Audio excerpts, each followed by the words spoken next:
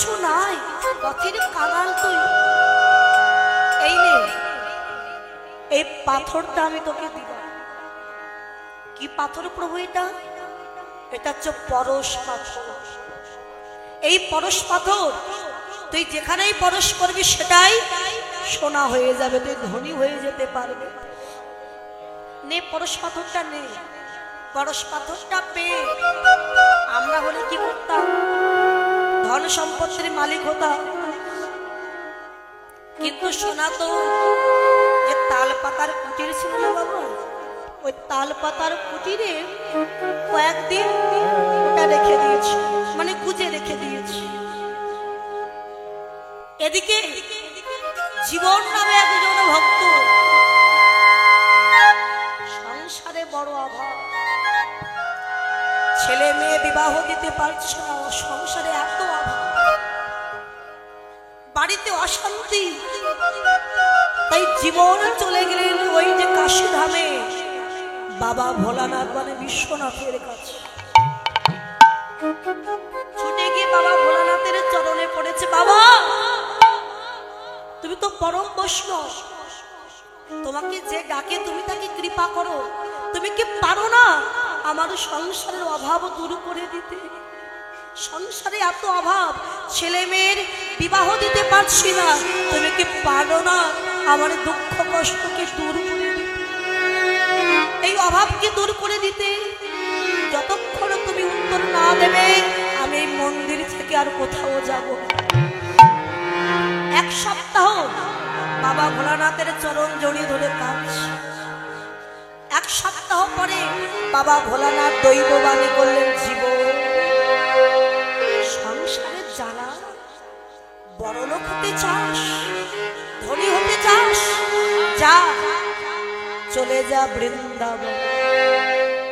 দেখবি ওই বৃন্দাবনে তাল পাতার কুটির বানিয়ে একজন বাবাজি বসে আছে। ওই বাবাজির কাছে একটা পাথর আছে, পরশ পাথর। ওই পাথরটা চাইলে তোকে দিয়ে দেবে, ওই পাথর পেয়ে তুই ধনী হয়ে যেতে। চলে গেছে বৃন্দাবনে। কোথায় সেই বাবাজি? তাল পাতার কুটির নির্মাণ করে বসে আছে। দেখছি ওই তো তাল পাতার কুটির নির্মাণ করে বসে আছে, সে আর কেউ নয়, তিনি হলেন আমার পরম বৈষ্ণব সনাতন গোস্বামী। সনাতন গোস্বামী নয়ন মুদ্রিত করে ধ্যান করছে, আর জীবনে গিয়ে ছুটে গিয়ে আষাঢ় খেয়ে পড়েছে ওই সনাতন গোস্বামীর চরণ। বাবাজি, বাবাজি, কে কে তুমি? কি নাম তোমার? আগে আমার নাম জীবন। বাবাজি, সংসারে বড় অভাব, ছেলে মেয়ের জ্বালা সহ্য করতে পারছি না, স্ত্রীর জ্বালা সহ্য করতে পারছি না, তাই তোমার কাছে নাকি পরশ পাথর আছে, আমি সেই পরশ পাথর নিতে এসেছি, আমায় দিতে পারো এই পরশ পাথর? যে পাথর পেয়ে আমি ধনী হয়ে যাব, আমার দুঃখ কষ্ট দূরে যাবে। ও পরশ পাথর নিতে এসেছো? ওই দেখো ছোট্ট একটা পুকুর, খুব বড় নয়, ছোট, ওই পুকুরের জলে গিয়ে ডুব দাও, দেখবে তুমি পরশ পাথরটা পেয়ে যাবে। এতদিনে ঘরের জলে রেখে দিয়েছিলেন, আর এখন পুকুরে ফেলে রেখেছে। পরশ পাথরটা হাতে পেয়েছে। বাবা যে পরশ পাথর হাতে পায় তার মনে তখন কি হবে, যে আমি পৃথিবীর সব থেকে ধনী ব্যক্তি। পরশ পাথর নিয়ে ছুটতে ছুটতে চলে যাচ্ছে, কিন্তু সনাতন গোস্বামীর কথা আর মনে রইল। যখন চলে যাচ্ছে, কে যেন পেছন থেকে ডাক দিয়েছে, জীবন। কে? আমি তোমার বিবেক। কেন ডাকছো তুমি? জীবন, তুমি একটা কথা বলতে আমি তোমায় ডাকলাম, বলো কি কথা? ওই যে বাবাজি একটা তাল পাতার কুটিরে বসে আছে, না মানায় রৌদ্রের তাপ, না মানায় বৃষ্টির জল, যে পরশ পাথরটাই বাবাজির কাছে এতদিন আছে, বাবাজি তো পারলে পারত ওই পরশ পাথরের দ্বারাই ধন সম্পত্তির মালিক হতে। তাহলে সে নিজেই পরশ পাথরটা না নিয়ে ওই পুকুরে ফেলে রেখেছে, না জানি এই পরশ পাথরের চাইতে আরো কোনো দামি পাথর আছে। যার জন্য পরশ পাথরকে সে ত্যাগ করেছে, আর তুমি সাধারণ একটা পরশ পাথর পেয়ে আনন্দে আত্মহারা হয়ে ঘরে যাচ্ছ। সত্যি তো এই পাথরটার দ্বারা ওই বাবাজিও ধনী হয়ে যেতে পারত, কিন্তু কেন হলো না? এর চাইতেও নিশ্চয় কোনো দামি পাথর ওই বাবাজির কাছে আছে। জীবন আবার ফিরে এসে ওই সনাতন গোস্বামীর চরণে প্রণাম করেছে। সনাতন গোস্বামী নয়ন মুদ্রিত করে বসেছে, না দেখেই একটু মৃদু হেসে বললেন, জীব চলেই তো গিয়েছিলে, আবার কেন? আমি চলে গিয়েছিলাম আপনি জানেন? আমি তো সব জানি বাবাজি। আপনার কাছে আমি একটা জিনিস নিতে এসেছি। কি জিনিস? এই পরশ পাথর, যে পাথর আপনার কাছে ছিল, আপনি পারলে পারতেন ধন সম্পত্তির মালিক হতে, আপনি না করে এটা ফেলে রেখেছেন। এর চাইতে দামি কোনো জিনিস আপনার কাছে আছে? আমি পরশ পাথর চাই না, আপনি যে পাথরের মালিক হয়ে বসে আছেন, আমিও সেই বস্তুর মালিক হতে চাই। আরে ও ওই বস্তুর মালিক হবে? যাও যমুনা থেকে স্নান করে এসো। স্নান করে এসো, দাদা সঙ্গে তিলক কেটে দিয়েছিল।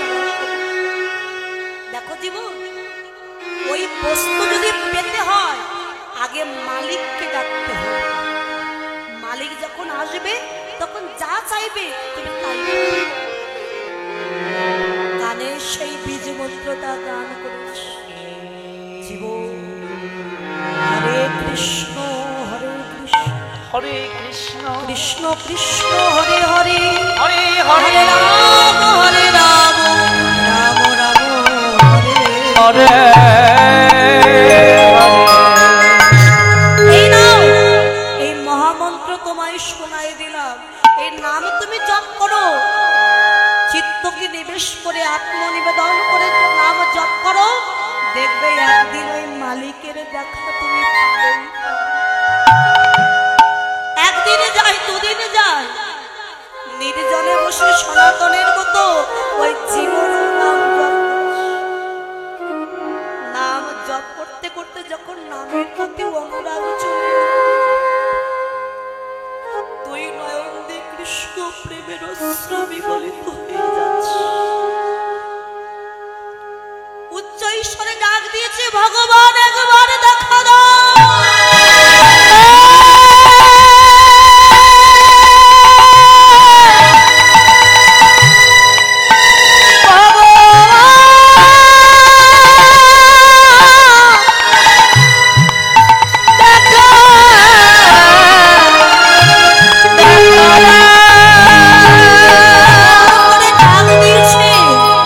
ভগবান থাকতে পারলেন না, চলে এসেছে। জীবন কে? আমি তোমার আরাধ্য। বলো কি চাও? যে সম্পত্তি চাইবে সেই সম্পত্তি তোমায় আমি দেব। সম্পত্তি পাওয়ার জন্য তো আমায় তুমি ডেকেছো। জীবনে কেঁদে বলে, ওগো দয়া, সত্যি যদি আমায় ধন দিতে চাও, জাগতিক জগতের ধন আমি চাই না। কেন? এই সম্পত্তির জন্য তুমি তো আমায় ডেকেছ না প্রভু। এই সম্পত্তির পেছনে এতদিন ছুটেছি, এতদিন জানতাম না জগতে সব কিছু অসার, আর সার হলো একমাত্র তোমার। একটি ধন দাও, যেন এমনি ভাবে প্রতি জন্মে জন্মে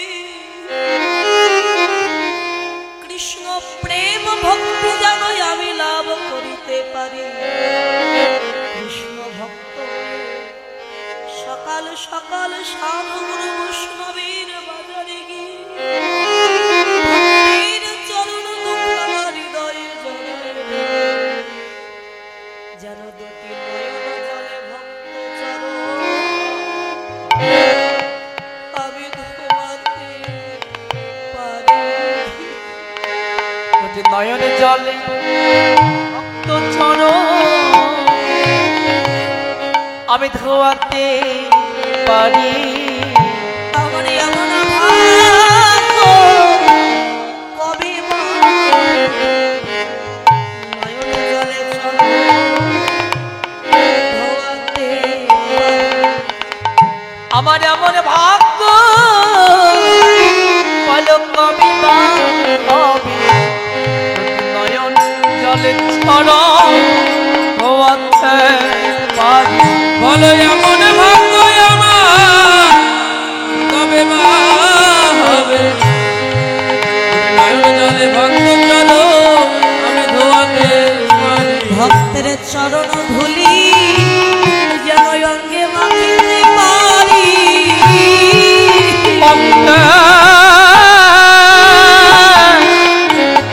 ভক্তের চরণ ধুলি অঙ্গে মাখিতে পারি। জনমে নাই, জনমে জনমে ভক্তের চরণ ধুলি অঙ্গে মাখিতে পারি। শুধু এ জন্মে না, জন্মে জন্মে চরণ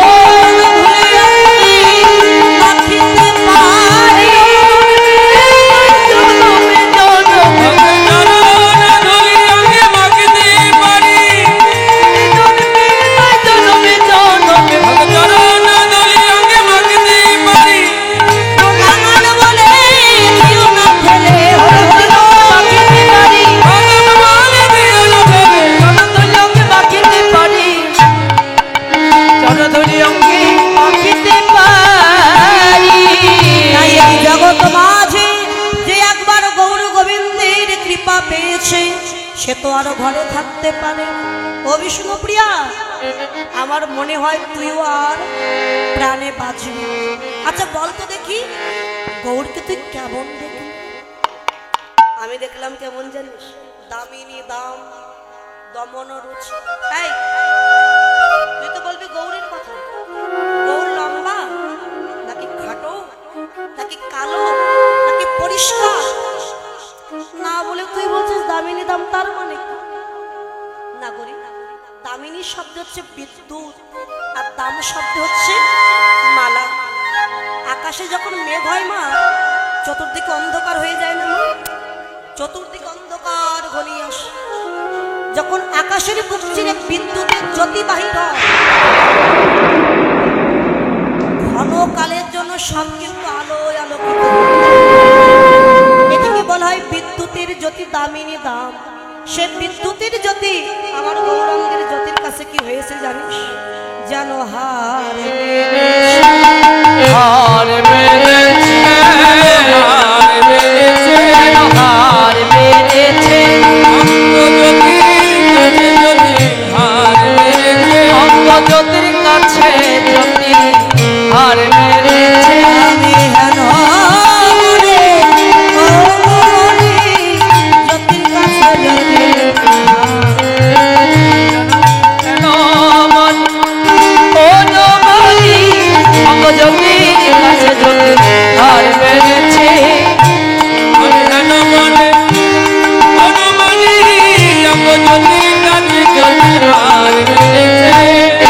দর্শনে যখন আমি দেখলাম দূরে কেউ, অর্থাৎ দূরে গেল, দুরিপাক তাপ মানে তাপ, আমার দেহে যে ত্রিতাপ জ্বালা ছিল, আধ্যাত্মিক আদি ভৌতিক আদি দৈবিক, গৌরকে দর্শন করা মাত্র ত্রিতাপ জ্বালা যেন আপনা হতে দূরীভূত হয়ে গেল আমার। তবে কারোর সঙ্গে তুলনা হবে? সোনকুসুম। আমার সোনকুসুম চেনেন মা? চেনেন? আমার সোনকুসুম চেনেন মা? আচ্ছা লাল শাপলা ফুল চেনেন? লাল শাপলা ফুলকে ব্রজবুলি ভাষায় বলা হয় সোন কুসুম বা রক্ত উৎপল কোকনদ। ওর রংটা কেমন? দুধে আলতা রং। দুধের সাথে আলতা মিশালে যেমন রং হয় লাল শাপলা ফুল ঠিক তেমন। তো সে লাল শাপলা ফুলের জন্য যেন হার মিলে গেছে। তবে কারো সঙ্গে তুলনা হবে ওই প্রাতরা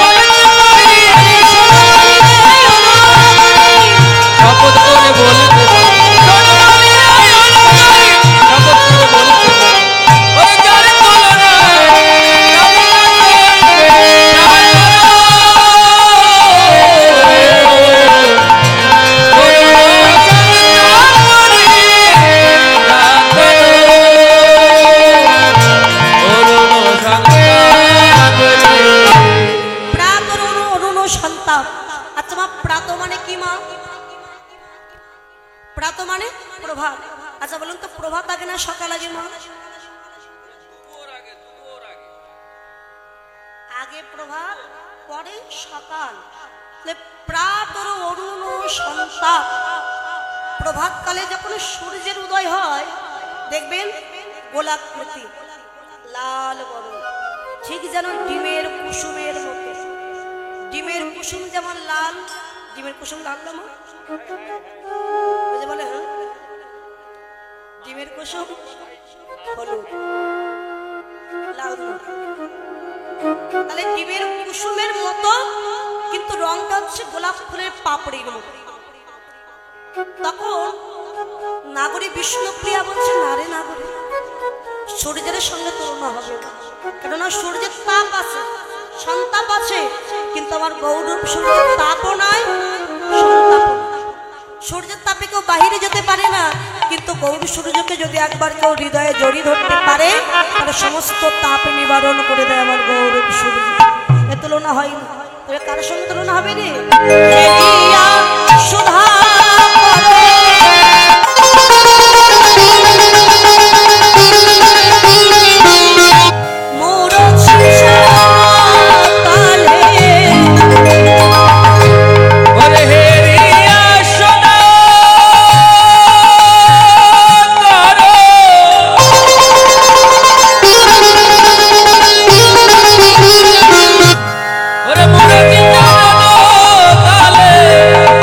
দর্শন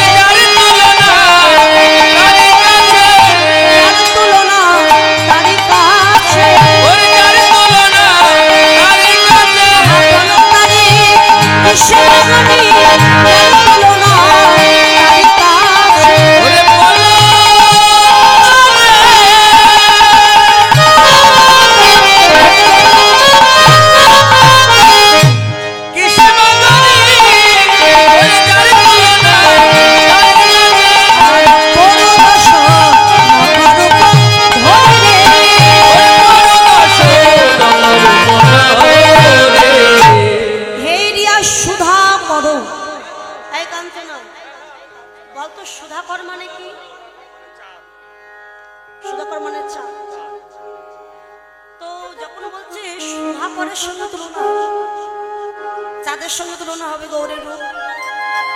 বিষ্ণুপ্রিয়া বলছে কাঞ্চনা, চাঁদের সঙ্গে কোনোদিন তুলনা হবে না। কেন হবে না? চাঁদের কলঙ্ক আছে, ক্ষয় আছে, বৃদ্ধি আছে, পক্ষপক্ষী আছে, অমাবস্যা পূর্ণিমা আছে, কিন্তু গৌর চাঁদের কোনো ক্ষয় না। অমাবস্যা পূর্ণিমা নয়, গৌর চাঁদের কোনো কলঙ্ক না। চাঁদ হচ্ছে কত কলা বাবা? চাঁদ 16 কলা আমরা বলি, কিন্তু চাঁদ এখন বর্তমানে 15 কলা আছে, আর 1 কলা মহাদেবের জটার মধ্যে লুকিয়ে আছে। কিন্তু গৌর চাঁদ হচ্ছে 16 কলা।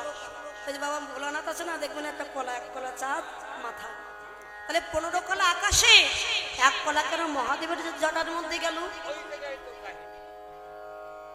আচ্ছা মা, তাহলে একটু আস্বাদন করবো আমরা এই চাঁদ কে ছিল। দক্ষরাজের কথা আপনারা শুনেছেন না? দক্ষরাজ, এই দক্ষরাজার কতগুলো কন্যা ছিল জানেন?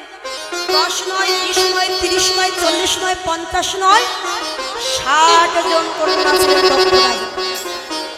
হ্যাঁ, তো তাদের মধ্য থেকে আপনারা হিসাব রাখবেন, প্রথমে 8টি কন্যাকে বিবাহ দিয়েছিলেন ধর্মরাজের সাথে, 8টি কন্যা।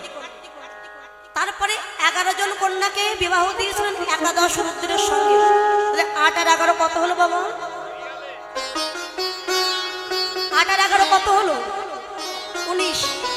এরপরে 13 জন কন্যাকে বিবাহ দিয়েছিলেন কশ্যপ মুনির সঙ্গে। 19 আর 13 হলো, হিসাব রাখছেন তো? কত হলো? 32। এরপরে 27টা কন্যাকে বিবাহ দিয়েছিলেন চন্দ্রদেবের সঙ্গে, চাঁদের সঙ্গে। একেবারে 27টা কন্যা, 27টা নক্ষত্র আছে না, এই চন্দ্রদেবের এক একজন স্ত্রী হলো 27টা নক্ষত্র। 27 আর 32 কত হলো? 59। বাকি রইল 1। সেই একটা সব থেকে আদরের মেয়ে, তাকে কার সঙ্গে বিবাহ দিয়েছিলেন মা? ওই যে পাগলা ভোলানাথ, বাবা ভোলানাথ। সেই কন্যার নাম ছিল সতী। সতী তো পরবর্তীতে হলো পার্বতী। আগে ছিল দক্ষরাজের কন্যা, পরে হলো শৈলরাজের কন্যা পার্বতী। এখন সব থেকে ছোট জামাই কিন্তু ভোলানাথ, কিন্তু দক্ষরাজের একদমই পছন্দ না। সব থেকে ছোট যে হয় তাকে একটু আদর যত্ন বেশি করে শাশুড়ি, কিন্তু দক্ষরাজার পছন্দ না। কেন? শ্মশানে থাকে বলে, সবাই পাগলা ভোলা বলে, ভূত প্রেতনি ঘুরে বলে বেড়ায় বলে, একদমই পছন্দ না। এখন চন্দ্রদেব 27টা কন্যাকে বিবাহ করলেন। সেই কন্যাগুলো কয়েকটা নাম বলছি: অশ্বিনী, রেবতী, তরহিণী, অনুরাধা, মগা, শ্রাবণা, উত্তর ফাল্গুনী, আরো অনেকে আছে। এখন 27টা কন্যার মধ্য থেকে ওই চন্দ্রদেব একটা স্ত্রীকে বেশি ভালোবাসতেন। সেই কন্যার নাম হলো রোহিণী নক্ষত্র। রোহিণী নক্ষত্র নাম শুনেছেন না? ওমা, যতই তারা মায়ের পেটের বোন হোক, বিবাহের পরে কি হলো? তারা সতীন। আর সতীনের জ্বালা তো কি আপনারা জানেন, বলে সব করতে রাজি, সতীনের জ্বালা সহ্য করতে রাজি না। 26টা মেয়েও যায় দিদি। আমাদের স্বামী আমাদের আদর যত্ন করে না, ভালোবাসে না, রোহিণীকে বেশি ভালোবাসে। চল বাবার কাছে গিয়ে নালিশ করি। দক্ষরাজের কাছে গিয়ে নালিশ করেছে, বাবা এই এই ঘটনা, তুমি তোমার জামাইকে একটু বুঝিয়ে বলো। দক্ষরাজ গেছে, বাবা চন্দ্র, বাবা জামাই, হ্যাঁ বলুন, কথা দেখুন কেন, হ্যাঁ বলুন। বাবা, তুমি আমার 27টা কন্যাকে বিবাহ করে আমাকে উদ্ধার করেছো, আমি তোমার কাছে ঋণী আছি বাবা, কিন্তু ছোট্ট একটা অনুরোধ। বলুন কি অনুরোধ? না, তুমি আমার 27টা মেয়েকে বিবাহ করেছো, তোমার কর্তব্য সবার সাথে সমান আচরণ করা, কিন্তু তুমি আমার একটা মেয়েকে বেশি আদর যত্ন করো, আর 26টা মেয়েকে আদর যত্ন করো না, ওরা মনে বড় কষ্ট পাচ্ছে যে বাবা। এই যে আপনি কি বলতে চাচ্ছেন? আপনার মেয়েদের আমি খেতে দিই না, আমি আপনার মেয়েদের ঘরে ঘুমাতে দেই না বাবা। সব দাও ঠিক আছে, কিন্তু স্বামীর ভালোবাসা যে ওরা পাচ্ছে না। দেখুন, শ্বশুর শ্বশুরের জায়গায় থাকবেন, স্বামী স্ত্রীর মধ্যে আপনি নাক গলাতে আসবেন। যেই কথাটা বললো গুরুজন তো আবার শ্বশুর, সব থেকে রাগী দেবতা দক্ষরাজ প্রধান্বিত হয়ে বললেন, চন্দ্র তোমার এত বড় সাহস, তুমি আমার জামাই বলে আমি তোমার সাথে নম্রভাবে কথা বলছিলাম, আর তুমি কিনা আমায় বলছো নাক গলাতে আসবেন না। দেখো চন্দ্র, যে দেহের প্রতি তোমার এত অহংকার, আমি তোমায় অভিশাপ দিলাম, আজ থেকে 15 দিনের ভিতরে তোমার দেহটা একটু একটু করে ক্ষয়ে যাবে, দেহটা নষ্ট হয়ে যাবে। অভিশাপ তো বিফল হয় না বাবা, যে কয়েকদিন পার হয়েছে চন্দ্রদেব পূর্ণ ছিল, একটু একটু করে ক্ষয়ে যাচ্ছে। 15 অংশ ক্ষয়ে গেল, বাকি রইল 1 অংশ। চন্দ্রদেব দেখলো আমি তো আর বাঁচবো না, তো যে বাঁচাতে পারে তার কাছে আমাকে যেতে হবে। চলে গেলেন কোথায়? কৈলাস। চন্দ্রদেব আর ভোলানাথ সম্পর্কে কি হলো বাবা? তাহলে ভাইরা, তাই তো? কে যখন সমস্ত ঘটনা খুলে বলেছে, বাবা ভোলানাথ বললেন, চন্দ্র তোমার কোনো ভয় নাই, ওই চাঁদকে নিয়ে জটার মধ্যে লুকিয়ে রেখেছে। এদিকে যেই কিছুদিন পার হয়ে গেল, 27টা মেয়ে স্বামী না পেয়ে এবার পাগলের মতো হয়ে গেছে। বাবা আমাদের স্বামী এনে দাও। মা, তোর স্বামীকে তো অভিশাপ দিয়েছি, এতদিন তোর স্বামী নিশ্চয়ই মারা গেছে। বাবা আমরা কিচ্ছু চাই না, আমাদের স্বামী চাই, স্বামী এনে দাও। দক্ষরা চিন্তা করছে, অভিশাপ দিয়েও মরেছে, এবার আমি কি করবো? আচ্ছা দাঁড়া, কাঁদিস না, আমি ধ্যান যোগে দেখি চন্দ্রদেব বেঁচে আছে কিনা। ধ্যান যোগে দেখতে পেল চন্দ্রদেব বেঁচে আছে, তবে মহাদেবের জটার মধ্যে লুকিয়ে আছে। এখন তো ওই জামাই করে পছন্দ না, তবুও দক্ষরাজের কাছে, কৈলাসে ভোলানাথের কাছে, এই যে ভোলা, চাঁদ দিয়ে দাও। সম্পর্কে শ্বশুর, চাঁদ দাও। ভোলানাথ বললেন, আপনি আমার শ্বশুর মশাই এসেছেন, কৃপা করে আসন গ্রহণ করুন, বসুন। আমি বসবো না, তুমি চাঁদ দিয়ে দাও। বলে আপনি যা চাইবেন তাই দেব, কিন্তু চাঁদকে তো আমি দেব না। তোমার এত বড় সাহস, তুমি চন্দ্রের মতো আচরণ করছো, আমি তোমাকে অভিশাপ দেব ভোলানাথ। বলে হ্যাঁ দিতে পারেন, আপনার অভিশাপ মাথা পেতে নেব, কিন্তু আমি চাঁদকে দেব না। যখন অভিশাপ দিতে গেছেন, স্বয়ং হরি নেমে এসেছে। হরি এসে বলে, ভোলা তুমি চাঁদকে দিয়ে দাও। ভোলা বললেন, চাঁদ আমি দেবো, তার আগে তুমি একটা প্রশ্নের উত্তর দাও। বলো কি প্রশ্ন? এ জগতে কোনো ভক্ত যদি তোমার চরণে আশ্রয় নেয়, তুমি কি তাকে চরণ ছাড়া করে দাও? বলেন একদমই নয়। তাহলে প্রভু তোমার চরণে যে আশ্রয় নেয়, তাকে যদি চরণ ছাড়া না করে দাও, আমার চরণে যে আশ্রয় নিল, তাকে তুমি চরণ ছাড়া করতে বলছো কি? আমি তো ছাড়তে পারবো না, ছোট কথা। তা ভগবান দেখছে ভোলানাথ চাঁদ দেবেন না, আর দক্ষরাজ চাঁদ ছাড়া যাবেন না। কি করি উপায়? আচ্ছা দাঁড়াও, আমি উপায় বাহির করে দিচ্ছি। ওই চাঁদ তুলে নিয়েছেন স্বয়ং হরি, মাঝখান থেকে ভেঙেছে। 1 খণ্ড চাঁদ তো মাঝখান থেকে ভেঙে 1 খণ্ড ভোলানাথের জটার মধ্যে রেখে দিয়েছি, আর 1 খণ্ড দক্ষরাজকে দিয়ে বলছে, এই নাও, যাও দিয়ে যাও, তোমার জামাইকে নিয়ে যাও। দক্ষরাজ বলে, প্রভু তুমি কি আমার সাথে ঠাট্টা করছো? এইটুকু চাঁদ নিয়ে আমি কি করব? দেখো দক্ষরাজ, তোমার অভিশাপে কিন্তু চন্দ্রদেব 15 অংশ হয়ে গেছে। আজকে আমি ওকে আশীর্বাদ দিলাম, তোমার অভিশাপে 15 অংশ হয়ে গেল, আর আমার আশীর্বাদে ওই চন্দ্র আর 15 দিনে তার পূর্ণ দেহটা আবারও ফিরে পাবে। যেটাকে বলা হয় শুক্লা পক্ষ এবং কৃষ্ণ পক্ষ। এই ভগবানের আশীর্বাদে চাঁদ পূর্ণ হয়, আর দক্ষরাজের অভিশাপে চাঁদ হয়ে যায়। তাই চাঁদে কলঙ্ক আছে, কিন্তু গৌর চাঁদের কোনো কলঙ্ক নেই। আহা নদী আরো উদয়গিরি,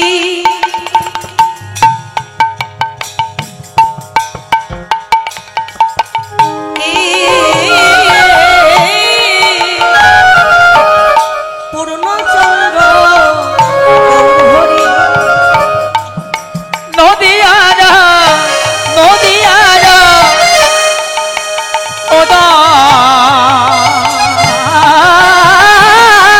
উদয়গিরি,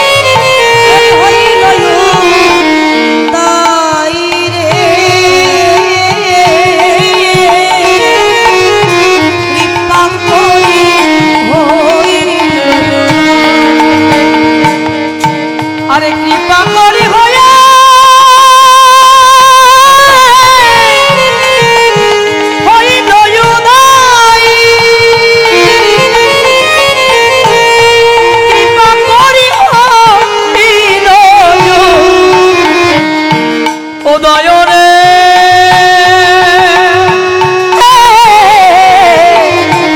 কৃপা করি ওই হইল উদয় উদয় যে হয়েছে উদয় হয়েছে উদয় হয়েছে আর মাঝে উদয় হয়েছে ওই না নদিয়ানো নদিয়ানো মাঝি গোলা উদয় হয়েছে হইল উদয় কৃপা করি হইল উদয় তাই নদিয়ার উদয়গিরি পূর্ণচন্দ্র গৌরহরি কৃপা করি হইল উদয়। তাই চাঁদের সঙ্গে তুলনা হলো না, যার তুলনা একমাত্র তার কাছে। সুবরণ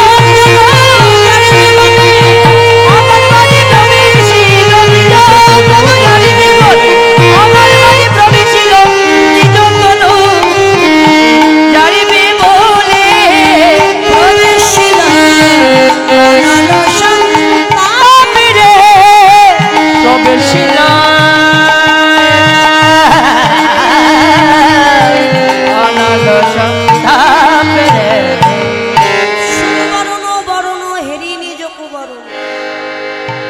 করি। সুবর্ণ মানে তো সোনা, সোনার সঙ্গে তুলনা হবে, সোনার সঙ্গে তুলনা হবে না। সোনায় খাদ আছে, খাদ না হলে তো অলংকার বানানো যায় না, কিন্তু আমার গৌর হচ্ছে কাঁচা সোনা। এই সোনায় কোনো খাদ না। জাগতিক জগতে স্বর্ণ অলংকার পরিধান করে যদি কেউ রাস্তা দিয়ে হেঁটে যায় বাবা, তার প্রতি লক্ষ্য থাকবে চোর ডাকাতের ছিনতাইকারী। কিন্তু তুলসীর মালা গলায় দিয়ে, হাতে জপের মালা, কপালে তিলক ধারণ করে কৃষ্ণ নাম গাইতে গাইতে রাস্তা দিয়ে যদি কেউ হেঁটে যায়, তার প্রতি লক্ষ্য থাকে স্বয়ং ভগবান, চোর ডাকাতে নেই। জাগতিক জগতে স্বর্ণ অলংকার পড়লে মানুষের অহংকার বেড়ে যায়। যেমন 5 ভরি সোনা আছে, এখনকার সময় যার 5 ভরি সোনা আছে অনেক ধনী। আমার 5 ভরি সোনা আছে, আমি ধনী, একটা অহংকার। কিন্তু গৌর সোনাকে হৃদয়ে জড়িয়ে ধরতে পারলে মান অভিমান ধরে চলে যায়। অহংকার যুক্ত হৃদয়ে কখনো যে আমার গৌর গোবিন্দের দেখা হয় না। আকাশের চাঁদ পুকুরে দেখা যায়, কিন্তু সব পুকুরে কিন্তু আকাশের চাঁদ দেখা যাবে না। দেখা যাবে কোন পুকুরে? যে পুকুরের জল স্বচ্ছ সুনির্মল পরিষ্কার, ওই পুকুরে আকাশের চাঁদ দেখা যাবে। কিন্তু যে পুকুরে কচুরি পানা ময়লা আবর্জনা ভর্তি, ওই পুকুরে কোনোদিন আকাশের চাঁদ দেখা যাবে না। এই দেহটা পুকুর, এই দেহ পুকুরে যদি অহংকারের কচুরি পানা থাকে, কখনো কোনোদিন আমার গৌর গোবিন্দ চাঁদের উদয় হবে না। এই অহংকারের কচুরি পানা যদি ত্যাগ করতে হয়, আগে দেহ মন প্রাণ সাধুগুরু বৈষ্ণবের চরণে দান করতে হয়। নাগরী রে, জাগতিক জগতের সোনা, এই সোনা গালাতে লাগে সোহাগা, সোনা গলে যায় সোহাগায়, আর আমার গৌর সোনা কি গলে না, আমার গৌর সোনাও গলে যায়। তবে কোন সোহাগায় জানো, ভক্তের নয়ন জল সোহাগায়, গৌর সোনা গলে যায়। ভক্তের নয়ন জল সোহাগায়, ওই সোনা গলে যায়। ভক্তের নয়ন জল সোহাগায়, গৌর সোনা গলে যাই রে। নয়ন জলে একবার ডাকিতে পারে,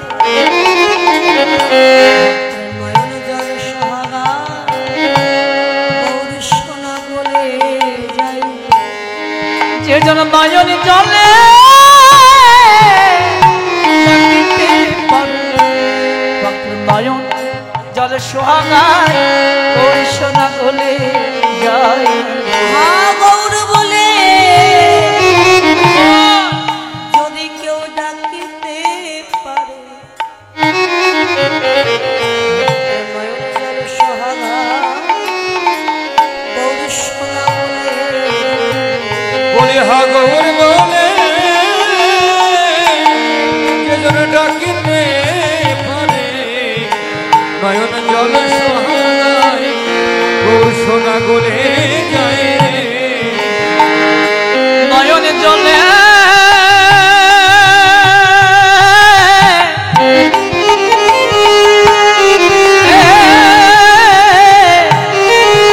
নয়ন জলে যে জন ডাকিতে পারে, ভক্তের নয়ন জলে সোহাগায়, সোনা গলে যায়। নাগরী, তাই জাগতিক জগতের সোনার সাথে আমার গৌর হরির তুলনা করিস। আমার গৌরের তুলনা একমাত্র গৌর হরিরই কাছে। সোনা তখন নিজের দেহকে ধিক্কার দিয়ে কি করলো, নিজ তনুজারি ভস্ম করাইতে প্রবেশ হলো অনলে। সোনা কেঁদে বলে, গৌর হে, তোমার সাথে তো আমার তুলনা হয়। ওগো, মিছে কেন গৌর সোনার সঙ্গে তোমরা আমায় তুলনা করতে চাইছো? আমার তো কখনো তুলনা হবে না। তাই নিজের দেহকে ধিক্কার দিয়ে আগুনের মধ্যে প্রবেশ করেছে। পদকর্তা লীলার এক প্রান্তে দাঁড়িয়ে কেঁদে বলে, গৌর হরি। বিষ্ণুপ্রিয়া যেমন গৌরব দর্শন করে ভুলতে পারছে না, এমন গৌর দেখা ব্যাধি যদি আমার হতো, জীবন জনম আমার ধন্য হতো।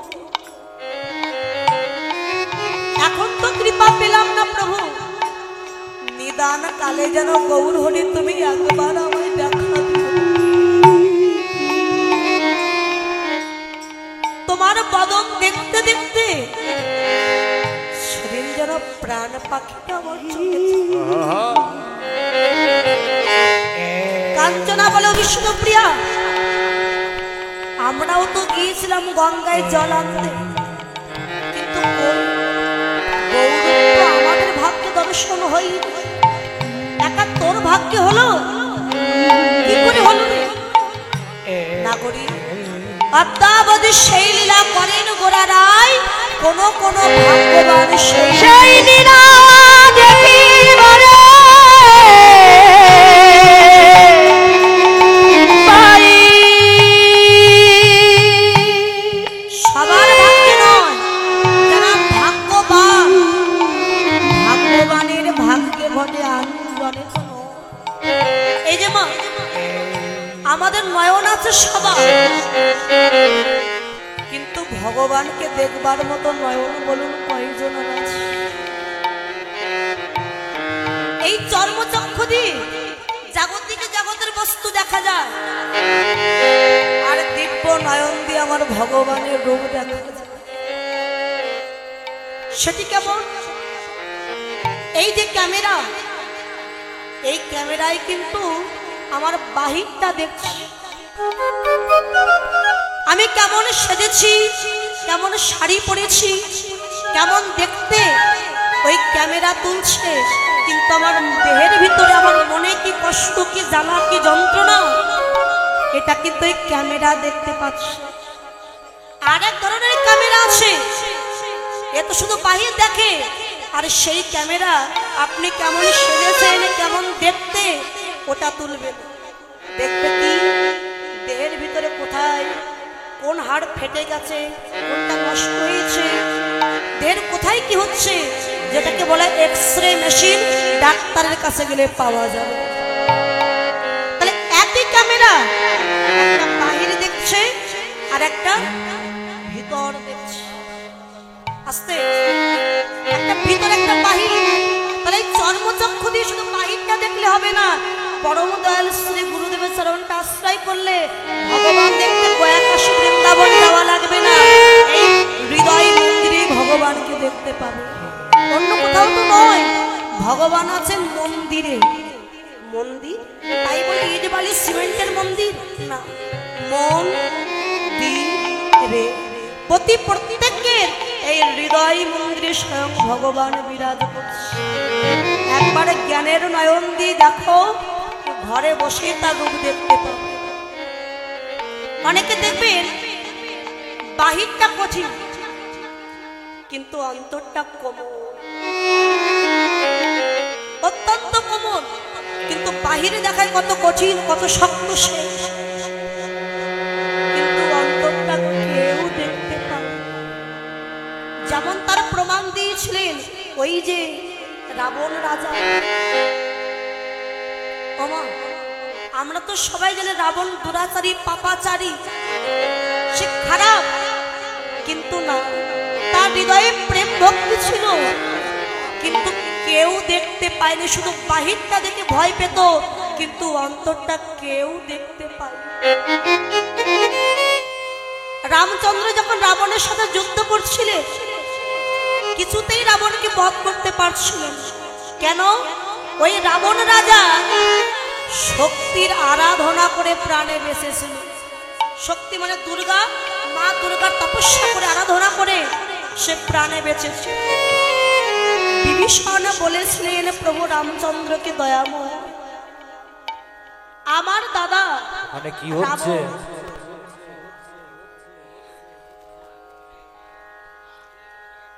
আমার দাদা রাবণকে যদি বধ করতে হয়, তোমাকে তো একটা কথা বলতে ভুলে গেছি, তোমাকে দুর্গা পূজা করতে হবে। দুর্গা পূজা? আচ্ছা বিভীষণ, তা নয় বুঝলাম, দুর্গা পূজা করব, কিন্তু আমার দলে সব বানর, হনুমান, কেউ তো ব্রাহ্মণ নয়, যোগ্য ব্রাহ্মণ, যোগ্য পুরোহিত কে আছে যে আমার এই দুর্গা পূজায় ব্রাহ্মণ হয়ে আসবে? বিভীষণ বলেছিলেন, দয়াময় তুমি কি জানো সারা লঙ্কাপুরীতে একজনই সুবিজ্ঞ ব্রাহ্মণ, একজনই পুরোহিত আছে, সে কে জানো? আমার দাদা রাবণ।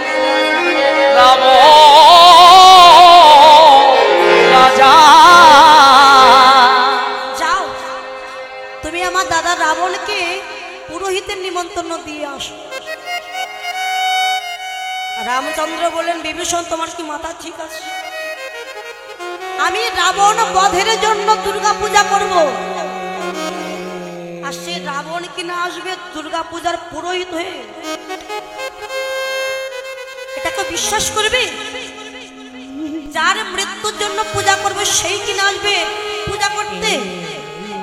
বিভীষণ বললেন, প্রভু তুমি জানো না পুরোহিত মানে কি? পুর মানে নগর বা গ্রাম, আর হিত মানে মঙ্গল, যে সারা নগরের মঙ্গল করে সেই তো পুরোহিত। যাও নিমন্ত্রণ পাঠাও। কাকে পাঠাবো? লক্ষণকে তুমি পাঠাও। রামের আদেশে লক্ষণ যাবেন নিমন্ত্রণ করতে, কিন্তু কোমরে একটা ছোট্ট একটা ছুরি নিয়েছে। কেন জানেন? যাচ্ছে শত্রুকে নিমন্ত্রণ করতে, যদি একা পেয়ে আমার সঙ্গে যুদ্ধ করে, তাই ছোট একটা ছুরি নিয়েছে, যে ছুরি দিয়ে নিজের আত্মরক্ষা করতে পারবে। রামচন্দ্র দেখতে পেয়ে লক্ষণকে ডাক দিয়েছে, লক্ষণ যাচ্ছ পুরোহিত নিমন্ত্রণ করতে, কোমরে আবার ছুরি নিয়েছে, ফেলে দাও, ফেলে দাও ছুরি। আমার বিশ্বাস রাবণ তোমার কোনো ক্ষতি করবে না, রাবণ তোমার কিছু করবে না, ফেলে দাও ছুরি। কিন্তু লক্ষণের মনে ভয়, যদি আমার কোনো বিপদ হয়। কোমরের ছুরিটা নিয়ে গেছে। এদিকে মন্দাদরে মায় তারে 1 লক্ষ পুত্র আর 1.25 লক্ষ নাতি হারাই, ওই ঘরের দুয়ারে বসে কাঁদে, যাতে একটা পুত্র এসে আমায় মা বলে ডাকে, বলে ডাকে। 1 লক্ষ পুত্র হারাই নয়ন জলে বসে বসে কাঁদে। এমন সময় লক্ষণে গিয়ে ডাক দিয়েছি, মা, ও মা। কে? ও লক্ষণ, এসেছিস? তাড়াতাড়ি করে একটা সোনালি সিংহাসন পেতে দিয়েছি, আসনে বসতে দিয়েছি। লক্ষণ এসেছে, চরণ ধৌত করতে হবে। একটা ঘটিতে করে জল এনে চরণ ধৌত করতে গেছে। এদিকে রাবণের কানে খবরটা গেল যে রামচন্দ্রের ভাই লক্ষণ এসেছে আমার লঙ্কাপুরে। আর সইতে না পেরে ছুটতে ছুটতে গিয়ে দেখছে, কি মন্দাদরি, তুমি তো 1 লক্ষ পুত্র হারিয়েছ, 1.25 লক্ষ নাতি হারিয়েছ। তুমি পারলে না মন্দাদরি লক্ষণকে সোনার সিংহাসনে না বসায়ে তোমার কোলের উপরে তাকে বসাতে? তুমি কি পারলে না তোমার কোলে নিয়ে বসাতে?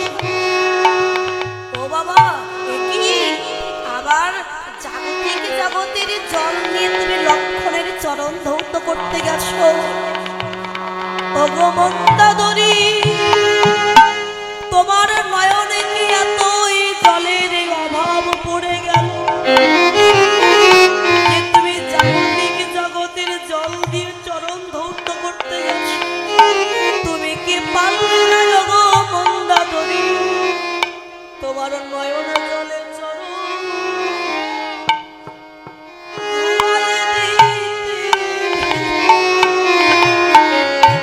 তোমার নয়ন জলে ছাড়া তোমায় দিতে, তোমার নয়ন জলে চরণ ধোয়ে দিতে, তোমার মানব জন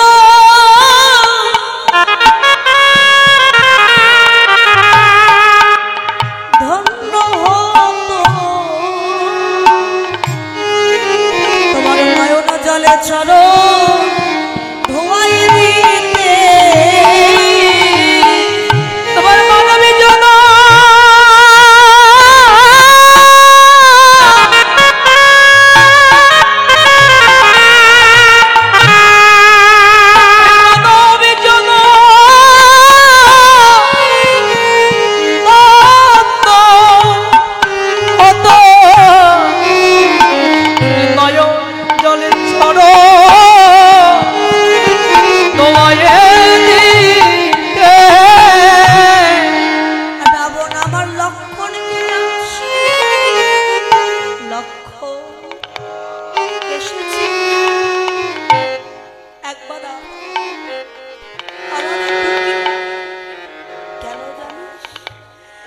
লক্ষ পুত্র হারিয়ে আমার এই বুকটা যে কষ্টে খা খা করছে।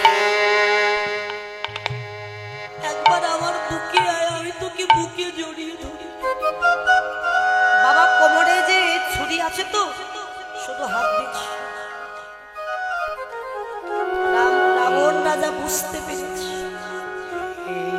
লক্ষণকে ডেকে বললেন, লক্ষণ আরে এসেছিস আমার বাড়িতে, কোমরে আবার ছুরি নিয়ে এসেছিস।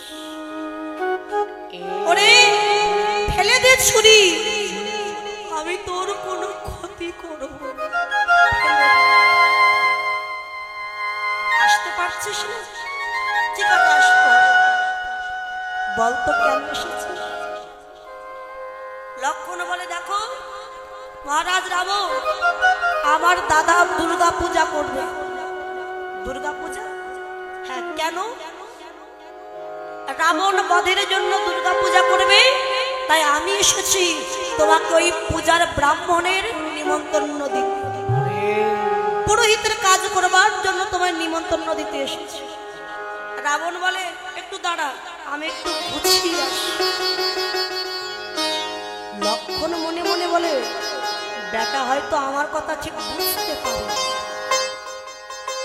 এই যে মহারাজ রাবণ, আমার কথা তুমি বুঝতে পেরেছো তো? আমার দাদা রামচন্দ্র দুর্গা পূজা করবে রাবণ বধের জন্য, তাই তোমাকে পুরোহিতের নিমন্ত্রণ দিতে এসেছে। রাবণ চিৎকার করে উঠেছে, লক্ষণ তুই কি ভাবছিস? আমি শুনতে পাই, আমি সব শুনতে পেয়েছি। আমি যাব, যাওয়ার আগে একটু অপেক্ষা কর। এই বিষয়ে বাসনা নিয়ে তো আর ভগবানের বিষয়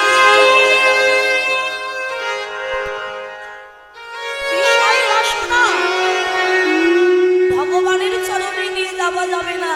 তাই যেহেতু ভগবানের চরণে যাব, তার চরণে যাওয়ার মতো সাজে আমি সাজে আসি,